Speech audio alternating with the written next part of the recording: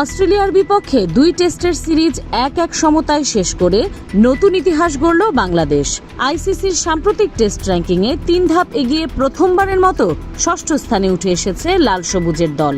ডারউইনে সিরিজের প্রথম টেস্টে বিশ্বসেরা অস্ট্রেলিয়াকে 9 উইকেটে হারিয়ে পুরো ক্রিকেট বিশ্বকে চমকে দিয়েছিল বাংলাদেশ। এই ঐতিহাসিক জয়ের উপর ভর করেই টাইগাররা নিজেদের টেস্ট ইতিহাসের সর্বোচ্চ র্যাঙ্কিং অর্জন করে।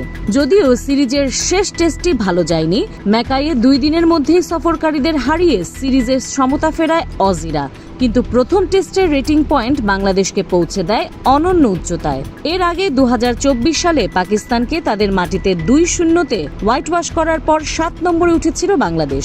এবার শ্রীলঙ্কা, পাকিস্তান, ওয়েস্ট ইন্ডিজ ও জিম্বাবুয়েকে পেছনে ফেলে 6 নম্বর স্থানটি নিজেদের দখলে নিল বাংলাদেশ।